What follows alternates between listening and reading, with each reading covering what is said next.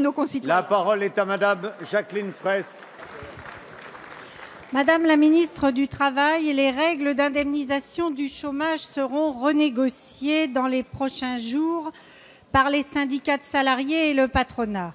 Début 2014, le président de la République avait affirmé, je le cite, « Ce n'est pas au moment où il y a un taux de chômage élevé qu'il faut réduire les droits des chômeurs. » C'était une bonne intention.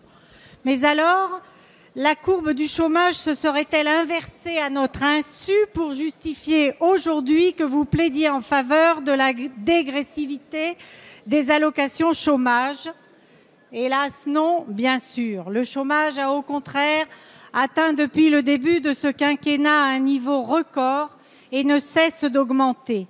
L'argument selon lequel la dégressivité des allocations chômage encouragerait les chômeurs à chercher un emploi est faux.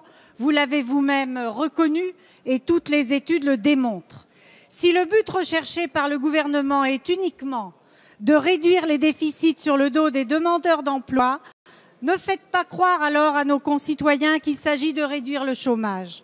Et s'il s'agit de faire des économies, pourquoi ne pas remettre en cause le CICE qui a largement démontré son inefficacité et qui coûte chaque année 20 milliards d'euros d'argent public avec la promesse patronale jamais tenue de créer 1 million d'emplois. Vous avez beau demander que l'on regarde les choses de manière dépassionnée, il n'en reste pas moins qu'avec cette mesure, vous cultivez l'idée inacceptable qu'une partie de nos concitoyens bénéficierait d'une assurance chômage trop généreuse, quand, je le rappelle, un demandeur d'emploi qui gagnait le SMIC perçoit 890 € par mois pour vivre. Alors, Madame la Ministre, allez-vous abandonner l'hypothèse de la dégressivité des allocations chômage, inefficace en termes de retour à l'emploi et extrêmement pénalisante pour les intéressés? La parole est à Madame Myriam El Khomri, ministre du Travail, de l'Emploi, de la formation professionnelle et du dialogue social. Merci, Monsieur le Président. Mesdames et Messieurs les députés, Madame la députée Jacqueline Fresse. Tout d'abord, comme vous l'avez dit, la négociation sur la convention assurance chômage relève des partenaires sociaux. La convention qui a été signée en 2014 arrivera à son terme le 30 juin prochain. Et c'est les partenaires sociaux qui vont commencer leurs négociations à la fin du mois, qu'il conviendra justement de poser les règles des conditions d'affiliation et d'indemnisation des demandeurs d'emploi. Je pense qu'il est important ici de rappeler qu'il n'y a pas de coupable désigné. Aujourd'hui, depuis la crise que nous connaissons, depuis 2008, nous avons une diminution des recettes et une augmentation des dépenses d'indemnisation.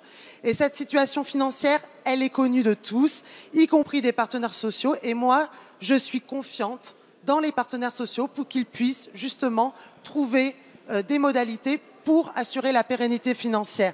Et ce n'est pas que la logique budgétaire ou financière qui doit guider justement la négociation sur les partenaires sociaux. Et je souhaite, je le reprécise ici devant vous, qu'il y ait bien sûr un accord. C'est ça le dialogue social.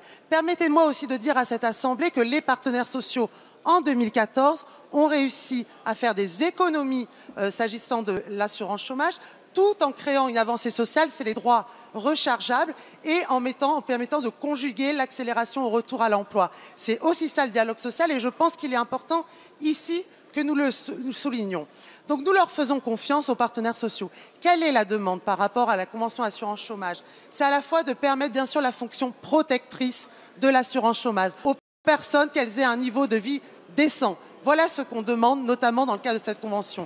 Le deuxième objectif, c'est d'accélérer le retour à l'emploi et notamment de favoriser les comportements favorables à l'emploi des employeurs. La dégressivité, vous l'avez dit, elle n'a pas porté satisfaction. Si les partenaires sociaux n'arrivent pas à trouver un accord, bien évidemment...